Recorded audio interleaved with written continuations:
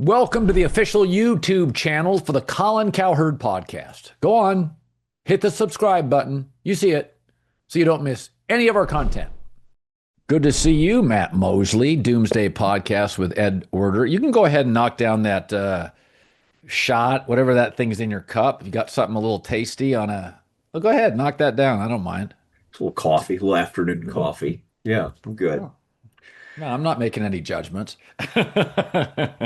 Hey, I was thinking about you today. I was on the train coming home, and I knew you and I were going to do a podcast. And, I pushed back famously now on the Micah Parsons trade. I said, take a deep breath. Dallas, Jerry is an executive and a maverick and an entrepreneur. He just wants flexibility.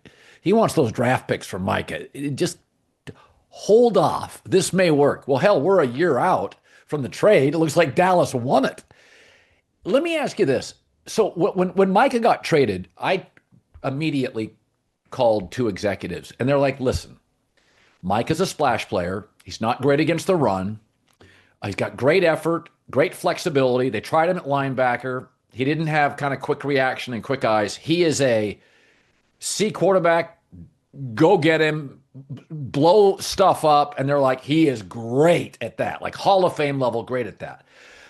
But they're like, listen, he's not completely well-rounded. He has been kind of devoured in a couple of playoff games against elite tackles.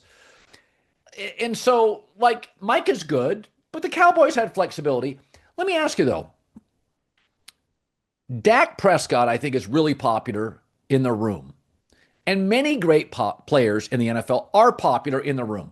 Was Micah popular among teammates? I have a feeling he was among some, but not all. Yeah, Micah had this childlike quality about him. I do think some people were drawn to him.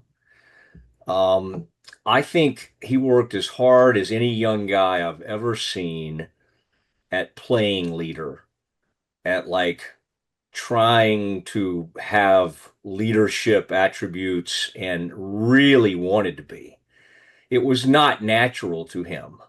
The one thing I'll say is he did position himself after games, even during horrible seasons. And he was not going to slink out of there. Trayvon Diggs, some of those guys, they were slinking right on out. So I think he had the makings of some leadership. I think the way he handled, like that thing could have gone either way. I think Dak and other teammates and CD were willing to have his back. You've never seen anybody handle a holdout / hold in worse than Micah Parsons. And Jerry didn't help because Jerry was in some kind of weird battle with the agent. Jerry showed up the agent, who has ended up becoming like a huge NFL agent. And so that none of it helped. But Jerry, because of his charm, and I've heard you talk about this before, but he always relies on that. And he thinks that will always win the day. And he tried to do that with Micah. And he embarrassed Micah because in the end, Jerry basically made it out like Micah agreed to a deal and you guys aren't honoring the deal Micah agreed upon. And then it turned into a mess. So Micah's a lot of things. I think he could have been a fine leader. Like if you're a great enough player, like where he was headed and where he already was, you just have such a huge head start that most people will follow you. Yeah. But now he worked at it. Now the problem for him though, and it's why other people would leave, like DeMarcus Lawrence, and take shots at him, is because he was a big podcast. He was a big let's and boy, that's not always a great look if you're having a horrible season and then Monday you're doing your pod and you're goofing around and all of that, and that didn't always play well in the locker room. But I will say he tried. He just had the most disastrous hold in you've ever seen, to the point where he was like napping on a training table during a preseason game. That's about as bad as it gets. Yeah. This segment's pro moves athlete is LeBron James. Talk about a guy who's made a lot of pro moves over the course of his career. 4 championships, 4 MVPs, more than 2 decades in the NBA, and maintaining that level of performance requires preparation, consistency, taking care of the details every day. That's what Factor is all about. Factor delivers chef-crafted, ready-to-eat meals designed to make fueling your day easier. I had one today. No complicated meal prep. Heat, eat, and get on with your day. So whether you're preparing for a basketball game like LeBron, a workout, or just a busy day, Factor makes it easier to stay on track. Convenient meals built for your routine. Because pro moves aren't just about what happens during the game. They're about what you do every day to be ready for it. How is Caleb Downs? I mean, I think it's universally believed that he was the steal of the draft. He could have easily gone the year before in the top 15 picks. Just a tremendous player for Ohio State. How's he looked in camp? He's looked really good. He's looked versatile. I think for now, I think they're going to have to decide, I think they want to use him in a lot of different areas.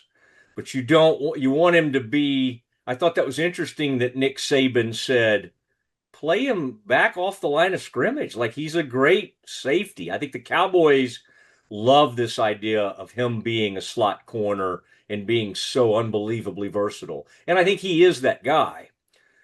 I mean, against the faster, like the CeeDee Lambs of the world who line up in a slot, and actually some guys that have some size, because he is not very big. No. He's going to have some struggles. So, I think it'll be about like putting him in the right situations. That said, I think he is capable of becoming, one of their best players. I would say to ask him to be that day one is a little much. And right. I sometimes sense watching some of these training camp practices, and I'll be out there soon in the middle of all that. I think a lot is being, you hear it over and over. The Cowboys got this unbelievable draft pick, maybe the safest pick in the draft.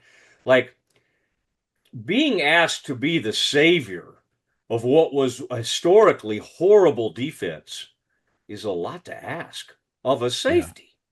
Yeah. Right. Think about that. We don't usually hear of a safety being drafted and just like, oh, this guy's going to be. I mean, when was the last somebody that came in? I remember Jalen Ramsey coming into the league, and the Cowboys were deciding between him and Zeke Elliott, and they took Zeke back in 2016. But it's not often you need a cornerback or a safety to be your leader day one. That's not a great situation. Now, fortunately, they have Quinnen Williams and some others, but I think right now they're expecting huge things from Downs, and that worries me to a certain extent.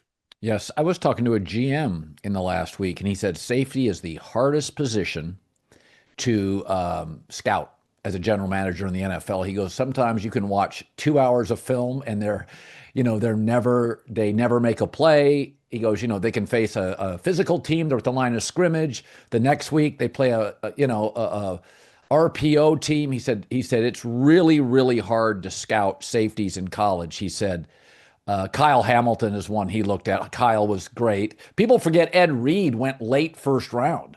I think Caleb's a really special player, and my take's always been on him. He's small but instinctive, and I think safety's one of those center field positions where instinct matters a lot. Do you, I think almost to a person, the Brian Schottenheimer hire was puzzling. He was not being interviewed for top OC jobs. Jerry gives him the job. And I think, the Cowboys' record wasn't great, but I think by and large, I can acknowledge, listen, the offense was good. His side of the ball was good. You can't blame him for defense. Is there a secret sauce with Schotty? Is there kind of a thing he does maybe that I don't recognize, or unless you're in the building? Jerry saw it. Jerry Jones obviously saw it, but maybe outsiders don't see it. This episode brought to you by Verizon Business. When we watch the World Cup, we focus on the stars, the players, the coaches, the matches, but here's what's fascinating. What does it take to make an event this big actually work? The World Cup from FIFA isn't just the biggest ever, it's also the most technologically complex. 104 matches, 16 stadiums, 3 countries. Think about that. That's not just a sporting event. That's one of the biggest logistical and technological challenges in the world. And with billions of people watching, there's no room for error. But for Verizon Business, that's another day. With private 5G networks in every stadium, more than 80,000 miles of fiber, end-to-end security, Verizon Business is powering FIFA's World Cup. If Verizon Business can do that, imagine what they can do for your business. Visit verizon.com/powering FIFA World Cup now to learn more. Well, Jerry is enamored with like he would always, I mean, even back to Parcells, his Jerry would always say his people skills, his people skills. Well, I mean, Bill would just grind on people, and so his people skills they were there, but it also involved like huge sarcasm. That's not Schottenheimer. Now, Schottenheimer is a much better, like, I think if we got Dak to be really honest, he would just say, yeah, I mean, like dealing with Mike McCarthy on a daily basis and dealing with Shoddy is like night and day. Not that he dislikes McCarthy at all, but McCarthy is more in tune with the modern player, more in tune with like building this incredible culture, being one of the guys, maybe even occasionally having a drink with some of the guys. And again, none of those things matter if you start losing and all of that. I think the thing that validated the hiring of Shoddy was the offense being great, Pickens year one being off the charts, and now the makings of the best. I mean, I don't know if it's the best, but from a wide receiver trio standpoint, and even Pretty with good. Flournoy, it's pretty unbelievable. And Pickens has sort of that okay, so that's when you give a guy like Shoddy credit, because this Pickens thing could have gone either way. And I think Shoddy got in his ear and just said, I'll do anything for you. You know, I'll try to negotiate the deal for you, but I need you to show up.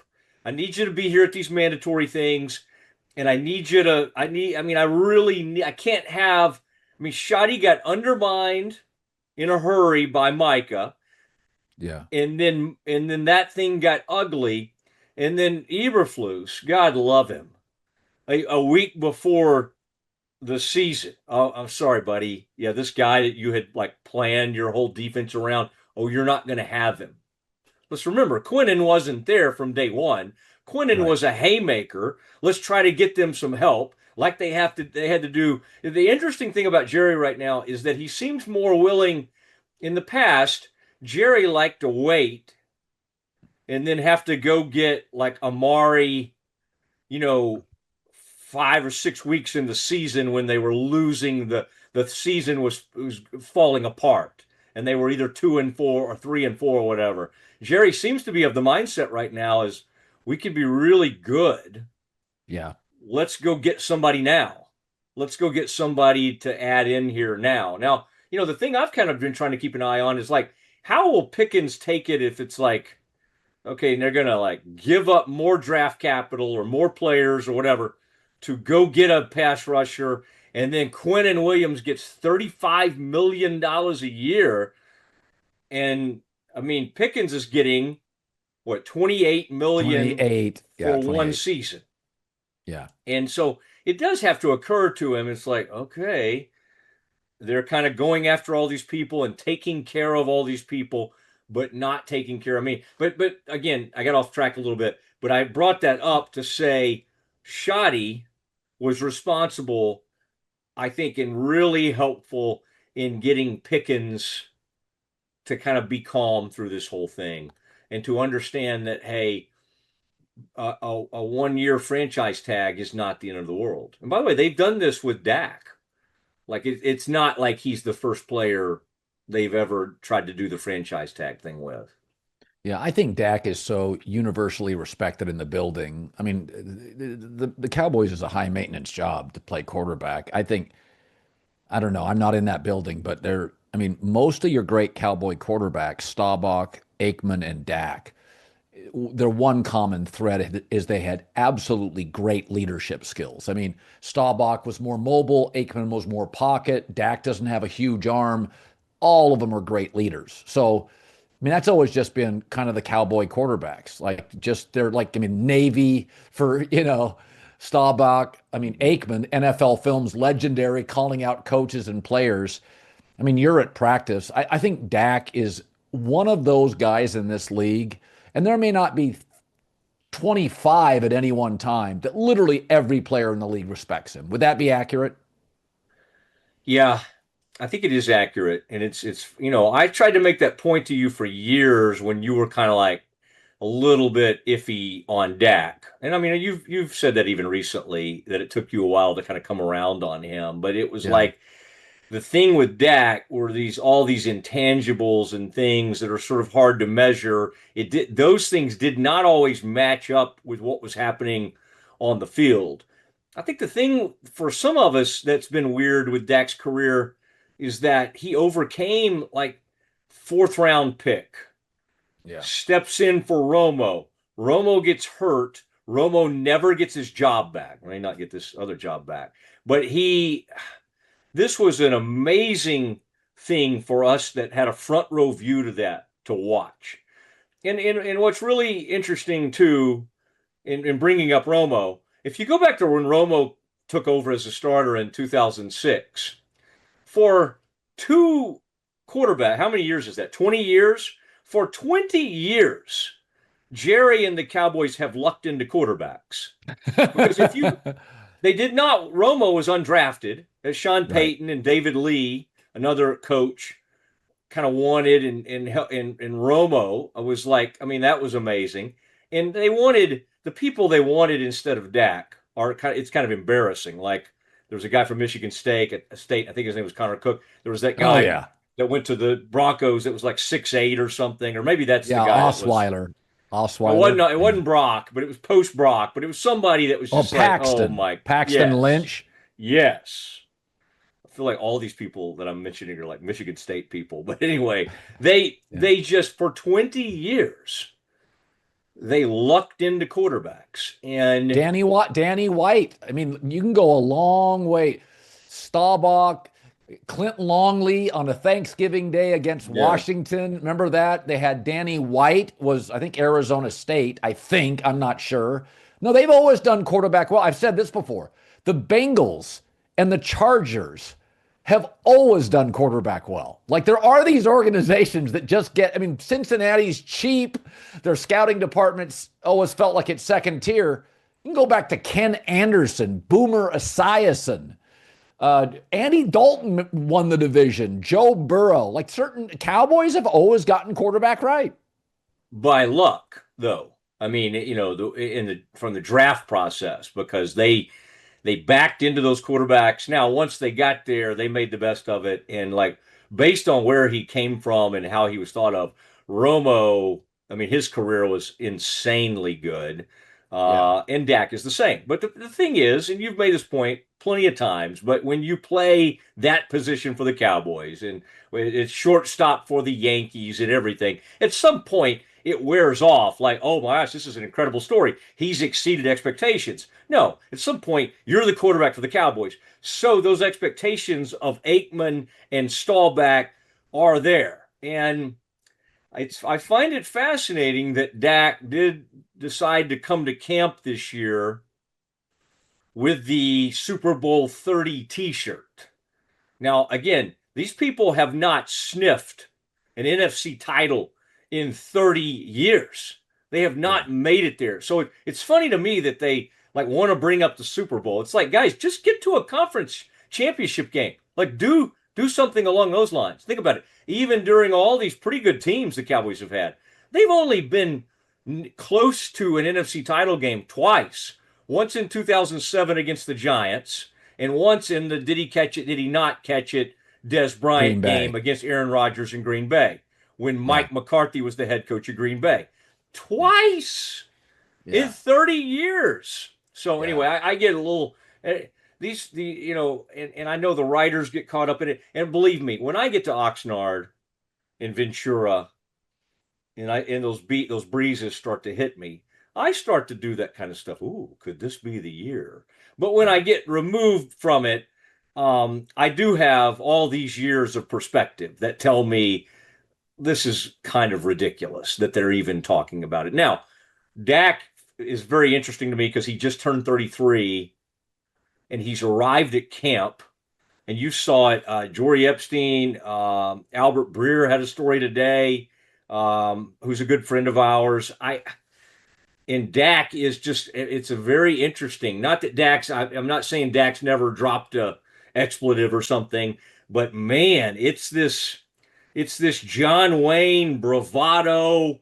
I'm not going to hide it anymore. We've got we got what we need here. Jerry's got a sense of urgency. I've got a sense of urgency. And he all but said in one of these stories I was reading this morning from Dak, that like Jerry gave me, he didn't say it exactly like this, but what he was getting at, we had this great offense. I put up like some of my best numbers ever, and they rolled out one of the worst defenses ever.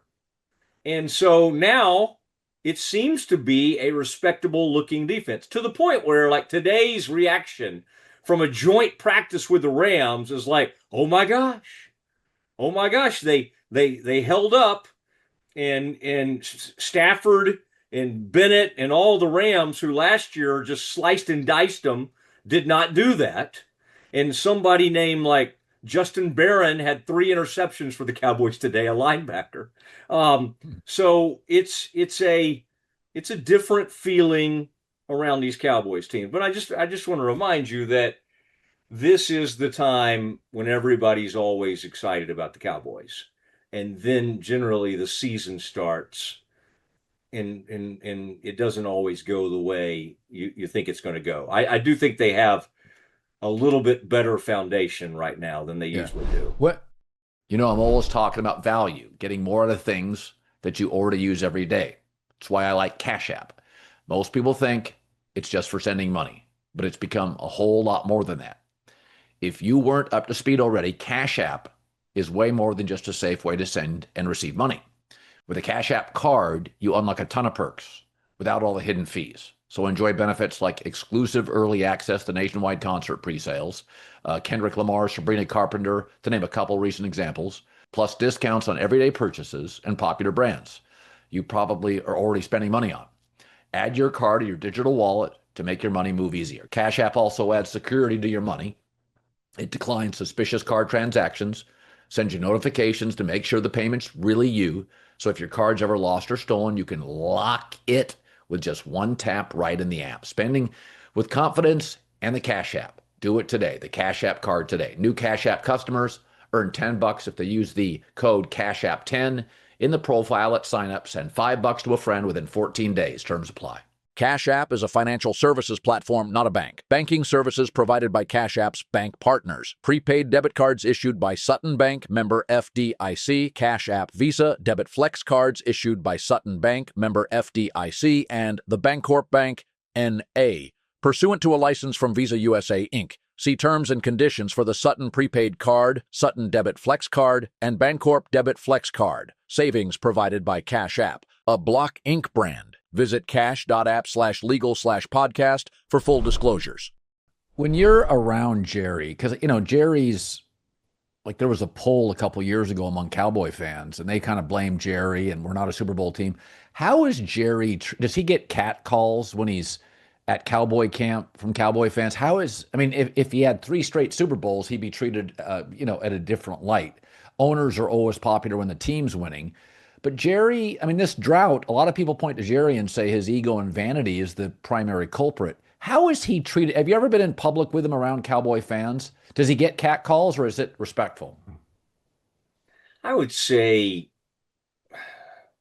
if the fans have been overserved a little bit there, they might get after him, but it's still mainly on the road. The cat calls come. You saw him infamously last year flip some fans off, or was that 2 years ago? Sometime recently, they caught him doing that. It's pretty respectful. I would imagine there are times I've seen him in interesting social situations, and for the most part, And he is just, he loves it. He loves being approached, and he is the most approachable owner in probably all of professional sports. And what would be hilarious would be at the Sky Bar. I was always shocked. I guess that was maybe pre you being out in LA, but you would have really enjoyed some of those parties because it was fun because you'd get these one-on-one like great moments with Jerry, and you'd have a rope up right where it's like supposed to be just the media and Jerry and Al Michaels might stop by. There would be people that would stop by, and by the end of the night, Colin, everybody in the place was around him. Because everybody had been like looking up there. Oh, Jerry Jones is up there. The ropes or whatever had been let down, and the masses had come around. So whether it's negative, positive, he's one of those that love it, and it's been interesting for all these years now. Think about that. For the past, I was thinking about this with losing Don Nelson, which is a really sad thing that happened recently. But Nelson was hired before Mark Cuban. So in Dallas, we had for about 25 years, including Cuban. And then, of course, back to 1989 with Jerry, we've had these crazy, over the top, loud owners. Yeah. And so it's been a lot of fun. But for the most part, I don't think he gets it too much from the Cowboys fans. Now, I would say online, and obviously Cowboys fans are sick of him. And every radio segment I ever did, in the Cowboys, what people were wanting to say was, will he ever bring in a real GM or a true GM? And the truth of the matter is, he will be doing this. He is about 83. I would say he might pull back a little bit at age 95.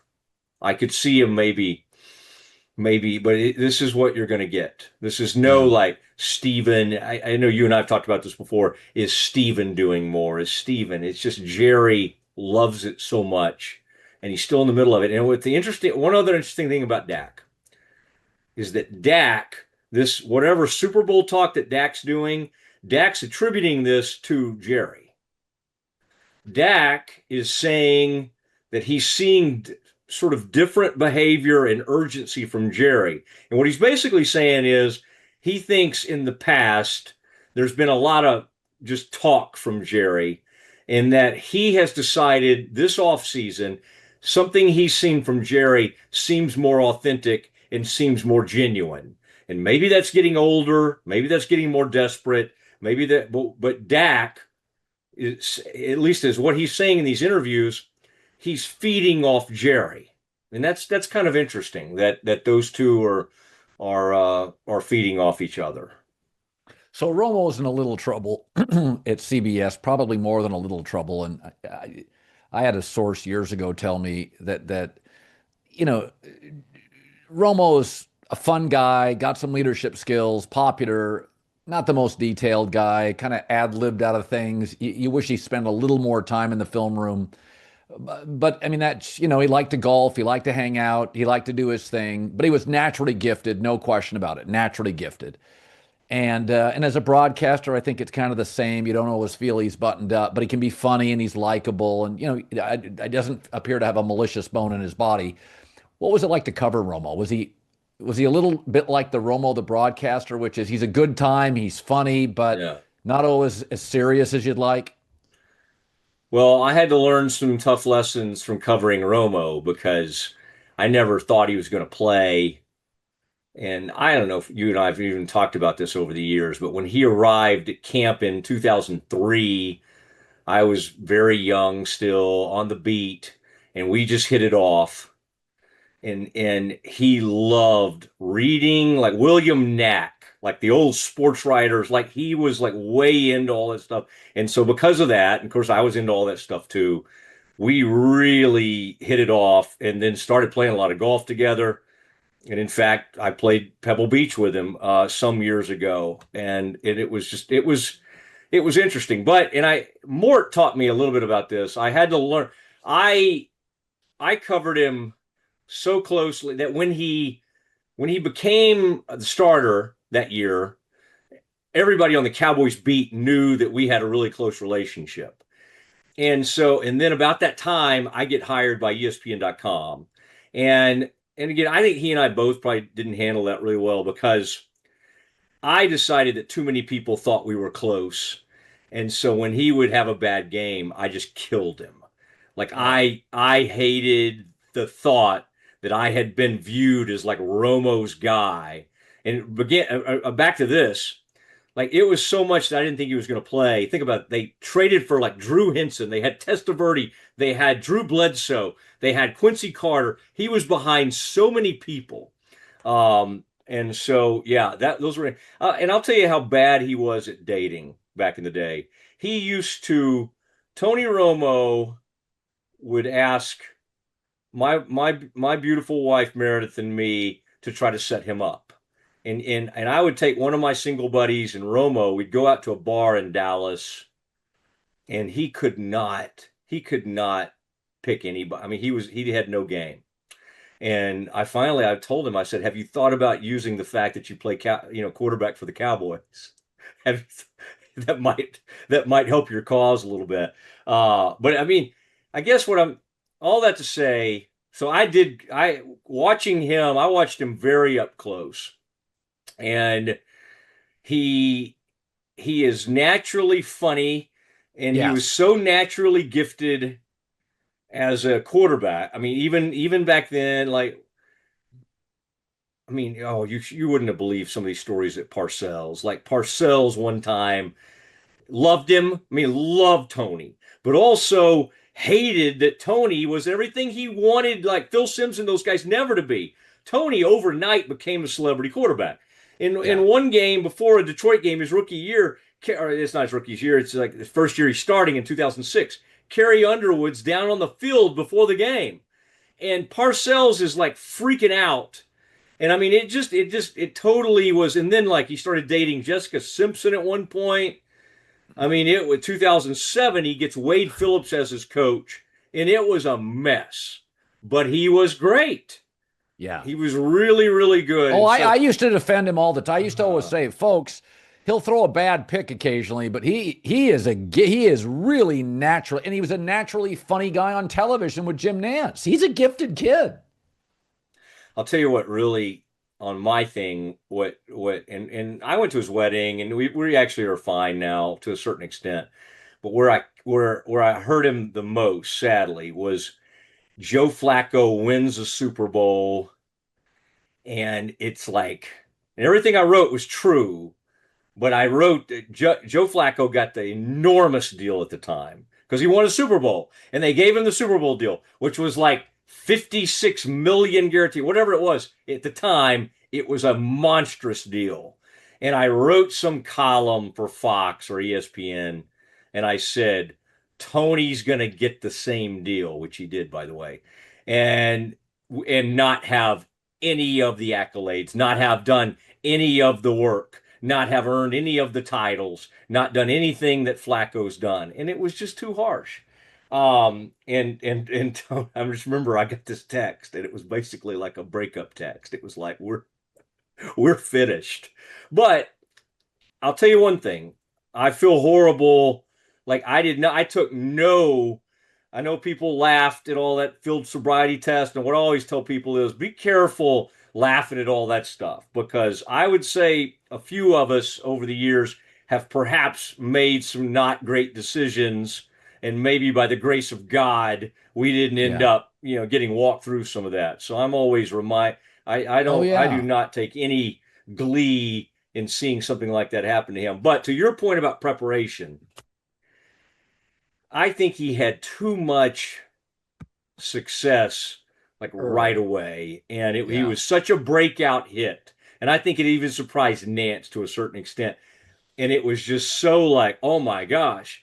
And it was so great that like Witten in that group, when they did the thing with it was just, it was all bad. And Jason wasn't right for that, but it was even worse because Tony had the breakout year before Jason tried to do that with ESPN. And he was not cut out for that. I mean, I could have told them that. I could save these people so much money, Colin, if they would ever visit with me. But but Tony, to your point about the prep, he's just in his mind the sort of loose, not sounding so buttoned up is what makes him great. And so I think in some ways he kind of leans into that, like maybe not putting as much preparation as others, but we see other people, they're way, it's very unfortunate because now it looks like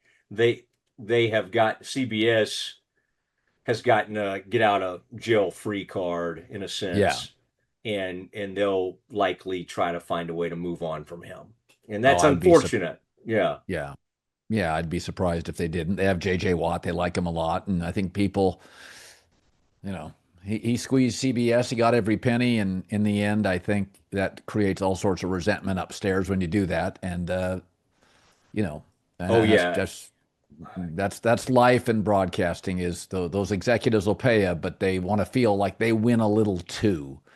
And with Romo, none of the executives at CBS felt like they won. They Yeah. felt like they got sort of dominated, and I that yeah. resentment runs deep. That's the one thing I've always made those guys feel like winners when they negotiate with me. Matt Mosley. All right, buddy, that's great.